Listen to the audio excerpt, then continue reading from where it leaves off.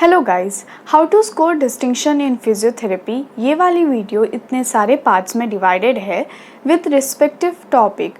Don't forget to check it out each and every video.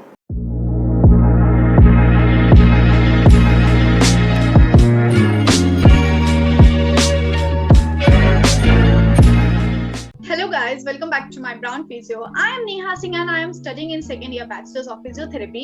I have been getting messages from friends how to score or how to get distinction in first year Bachelor's of Physiotherapy or in physiotherapy in general. What should be the process of studying, how should we study, what all things we have to refer.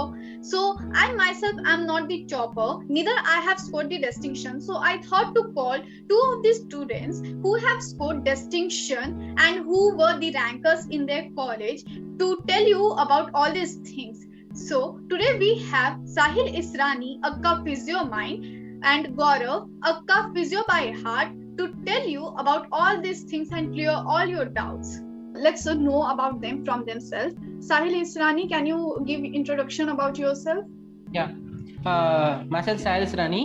I'm a second year BBTA student. My YouTube channel is Physio Mind and my Instagram channel is Physio Mind Reader. Gaurav, can you give introduction about yourself? Yes, yes. First of all, thank you so much for calling both of us. So my name is Gaurav Kailas Lute, and basically I am the second year physiotherapy student, and I'm having one YouTube channel by the name Physio by Heart, and also I'm having an Instagram page by the name Physio by Heart. Hello Sahil, hello Gaurav. So how are you guys? Yes, I'm good. I'm fine. And what about you, Sahil? Me too, good. So मैंने सुना है कि क्या तुम दोनों ने first year bachelors of physiotherapy में distinction score किया था एंड अपने कॉलेजेस के भी टॉपर हो, ये सच है क्या? हाँ, मैंने भी डिस्टिंक्शन किया था. मेरा 77.01% आया था और मैं कॉलेज में सेकंड था. Oh wow. And what about you Gaurav? Yes, मैं भी थर्ड आया था साहिल के बाद और मैंने स्कोर किया था 76%. Oh wow. सो तुम दोनों ने कभी सोचा था करके क्या तुम लोग टॉपर बनने वाले हो? कभी नहीं सोचे थे था कि टॉपर ऐसा, मतलब हम पढ़ाई करते थे, वो हो गया, टॉपर आ गए. एंड साहिल, तुमने कभी सोचा था करके तुम टॉपर बनने वाले हो या फिर वो विश था? नहीं, इतना नहीं था क्योंकि हम लोग की स्टडी भी अच्छी थी जैसे कॉलेज में करा रहे थे, पर ऐसा सोचा नहीं था कि हम लोग टॉप करेंगे, पर वी डन इट. ओ मतलब तुम दोनों ने मतलब पढ़ाई किया, हार्ड वर्क किया and then you became a topper and score distinction, right? Yes, yes. मतलब वो टॉपर आना वो इम्पोर्टेंट नहीं है, जो नॉलेज हमने गेन किया वो इम्पोर्टेंट है. Oh, like understanding the concepts and all. Nice. Yes. या मेन क्लिनिकल नॉलेज अच्छा होना चाहिए, थेरोटिकल भी होना चाहिए, पर क्लिनिकल नॉलेज अच्छा रहना तो हम लोग पेशेंट अच्छे से ट्रीट कर पाएंगे. Oh yes. So तुम लोगों के एग्जाम्स ऑफलाइन कंडक्ट हुए थे, right? Yes. हाँ. So how you guys used to study? Gaurav, you go first. तो सबसे पहले मैं एक चीज बताना चाहता हूँ कि जब मैं फर्स्ट ईयर में एडमिशन लिया था तो हमारे प्रोफेसर्स ने ऐसा कहा था कि फर्स्ट ईयर ज्यादा टफ है compared with the second year, तो फर्स्ट ईयर के लिए ज्यादा मेहनत चाहिए. तो सबसे पहले मैंने एनालिसिस किया कि कौन से टॉपिक होते हैं, कौन से सब्जेक्ट में कौन से टॉपिक होते हैं. उसके बाद मेरा स्ट्रेंथ क्या है, कौन से सब्जेक्ट में मैं वीक हूँ, कौन से सब्जेक्ट में मैं स्ट्रॉन्ग हूँ. तो मेरा पर्सनल ऐसा था कि मैं फिजियोथेरेपी सब्जेक्ट में ज़्यादा कंफर्टेबल था, जैसे कि काइनेसोलॉजी, काइनेसोथेरेपी और इलेक्ट्रोथेरेपी में मैं कंफर्टेबल था. लेकिन जो मेडिकल सब्जेक्ट है एनेट और फिजियो, उसमें मुझे थोड़ा प्रॉब्लम था, तो मैंने उसको ज़्यादा टाइम दिया. तो ऐसा था कि मैं एनेट और फिजियो के लेक्चर्स मिस नहीं करता था. तो जब भी हमें वो टीचर्स सिखा रहे थे तभी मेरा ऐसा था कि मैंने ऐसा मेरा माइंडसेट बना लिया था कि जब भी वो कंसेप्ट सिखा रहे तो उस वक्त ही मेरी वो कंसेप्ट क्लियर होनी चाहिए. तो एक ऐसा होता है नहीं कि जो हम क्लास में पढ़ते हैं वो हमें अच्छे से याद में आता है. अभी कोई कंसेप्ट तूने खुद से पढ़ी, मतलब सेल्फ स्टडी किया, तो वो कंसेप्ट ज़्यादा क्लियर नहीं होती है as compare to the concept जो हमने क्लासरूम में पढ़ी थी, जो क्लासरूम में क्लियर हुई थी. और एग्जाम के टाइम पे भी वो हमें कहीं ना कहीं याद में आता है और वहाँ पे वो हमें न्यूज़ में आता है कि ये कंसेप्ट हमने पढ़ा था. तो इस तरीके से मैं पढ़ता था और रनिंग नोट भी निकलता था मैं एनेट और फिजियो के.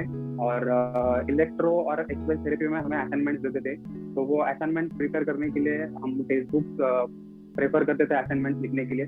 तो एग्जाम के टाइम में मैं मोस्टली असाइनमेंट देखता था कि असाइनमेंट में से आंसर्स देखे जाता था. तो इस तरीके से मैं प्रिपरेशन करता था. And yours, Sahil, what was your studying method? मेरा कैसा था, अभी जो फिजियोथेरेपी के सब्जेक्ट थे ना मेरे, जैसे कि काइनेसोलॉजी और इलेक्ट्रोथेरेपी, वो कैसे थे कि टीचर हमें समझाते थे, हम लोग तभी समझ लेते थे अच्छे से, लेक्चर में फुल कंसंट्रेशन रहता था। और फिर कैसा रहता था, टीचर्स के बाद हमें असाइनमेंट और जर्नल लिखने के लिए देती थी। जब भी तो मैं क्या करता था, जब भी जर्नल लिखता था ना, तो जर्नल पूरा अच्छे से प्रिपेयर करके अपना लिखता था। किसी का मतलब कैसे आजकल मेडिकल कॉलेज में कैसे चलता है, बच्चे कैसे करते हैं, एक दूसरे का जर्नल छाप लेते, मैं वैसा नहीं करता था, पूरा बुक से अच्छे से पढ़ के पूरा जर्नल लिखता था। और फिर ना यही जर्नल एग्जाम के टाइम मेरे को काम आया, मैं पूरा जो काइनेसोलॉजी है पूरा जर्नल में से लिखा, इलेक्ट्रोथेरेपी भी पूरा जर्नल में से लिखा। तो वो पूरा लिखने के बाद कैसे हुआ ना, तो मेरे को पता चला था कि ये जो जर्नल है हमारे सबमिट हो जाएंगे। तो मैंने क्या किया, उसके बाद एक बार अच्छे से और अपने नोटबुक में अच्छे से लिख दिया कि भाई ये करना है हमें, क्योंकि एग्जाम के बाद ना जैसे हमारे ओरल पूरे हो जाते हैं वैसे ही जर्नल सबमिशन चालू हो जाता है हमारा। तो जर्नल सबमिट होने के बाद वापस नहीं मिलते, तो मेरे को ये पता चल गया, मेरे फ्रेंड्स ने बता दिया, तो मैं कैसे करा, पूरा पहले ही लिख दिया, अच्छे से प्रिपेयर कर दिया। और बाकी फिर एनाटॉमी और फिजियोलॉजी में कैसे, एनाटॉमी में फुल कंसंट्रेशन लेक्चर में, क्योंकि और रनिंग नोट्स लेता रहता था, पर इतना अच्छे से नहीं लेता था। फिर कैसे ना, पहले मेरा कॉन्सेप्ट ऐसा रहता, पूरा लेक्चर समझना चाहिए, बाकी नोट्स तो मैं खुद जाके रूम पे जाके अच्छे से बना भी लूंगा। फिर क्या करता था, इधर लेक्चर अच्छे से सुन लिया, फिर आज रात और रात करूंगा तो करूंगा नोट्स बनाना, नहीं तो क्लासरूम में बनाता, नहीं तो मैं अपने फ्रेंड के साथ बैठता था, मैं सुनता रहता था, वो नोट्स बनाता रहता था, नहीं तो वो सुनता रहता था, मैं नोट्स बनाता रहता था। मतलब लेक्चर में कंसंट्रेशन रहता था। फिर हम लोग कैसे नोट रूम में रहते ना, तो एक दूसरे को नोट्स भी शेयर करते थे। फिर फिजियोलॉजी में हमारे सर ने ना हमको पीपीटीज दी थी, वो पीपीटी इतनी अच्छी बनाई थी ना उन्होंने कि हमको ना उसमें से नोट्स तो बनाते थे, हमारे एनाटॉमी के भी सर हो या फिजियोलॉजी के सर हो, हमें लेक्चर में वो कंपलसरी बोलते तुम्हें नोट्स लिखने ही लिखने, और वो चेक करते थे एक एक बेंच पे जा जाके नोट्स लिख रहे हैं बच्चे नहीं लिख रहे। तो हम लोग फिजियोलॉजी में भी नोट्स बनाते थे। और फिर उनके बाद जो फिजियोलॉजी के सर थे ना, वो तो हमारे मस्त थे, मतलब वो लोग कैसे एक पिक्चर वाइज समझाते थे हर कुछ, तो हम लोग को ना कॉन्सेप्ट बहुत क्लियर होता था, और उनकी स्लाइड्स भी एकदम मस्त पॉइंट टू पॉइंट लिखी रहती थी, तो वो भी फिजियोलॉजी में हमें बहुत हेल्प किया। और बायोकेमिस्ट्री तो खुद से पढ़ा, और हमें 2-3 सर ने अच्छे से सिखाया बायोकेमिस्ट्री भी, वो भी अच्छा था हमारा। Have you guys ever mugged up any subject or any topic because तुम लोग को वो समझा ही नहीं? गौरव? yes. जो बायोकेमिस्ट्री में कुछ साइकिल्स होते हैं ना, Yes. तो वो ठीक से समझ में नहीं आते, तो उसको करना ही पड़ता है, मगअप करना पड़ता है उसको, तो उसका मैंने किया था बायोकेमिस्ट्री का। साहिल, have you ever? Yes, हाँ या बायोकेमिस्ट्री ओनली, क्योंकि ना बायोकेमिस्ट्री की जो विटामिन ये सब रहते हैं ना, वो याद करने में एकदम थियरी और पेपर में पॉइंट टू पॉइंट लिखने के लिए ना वो इतना नहीं हो पाता है, और इसलिए ना मैंने भी वही मगअप किया वो पूरा बायोकेमिस्ट्री। और बाकी एनाटॉमी फिजियोलॉजी तो इतना मगअप नहीं किया, क्योंकि वो तो चार्ट्स बना के ही समझ लेता था।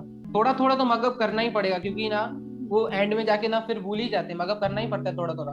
और अगर आपके पास एक लिंक बनी हुई है ना, तो आप कॉन्सेप्ट लिख सकते हो पेपर में। अगर पूरा ही मगअप कर लिया तो नहीं, कैसे कुछ कुछ पॉइंट्स रहती है, आप कैसे हम लोग पेपर लिखने जाते हैं ना, कुछ थोड़ी थोड़ी पॉइंट भी याद आ जाती है ना, हम लोग पूरा आंसर लिख देते हैं। तो इसलिए थोड़ा थोड़ा ना मगअप करते हैं, पर थोड़ा थोड़ा अंडरस्टैंडिंग भी हो जाता है, उसके बाद ही पेपर लिखना आता है। So we can say understanding is greater than mugging up. या इस वीडियो के बाकी के पार्ट्स देखना ना भूलें।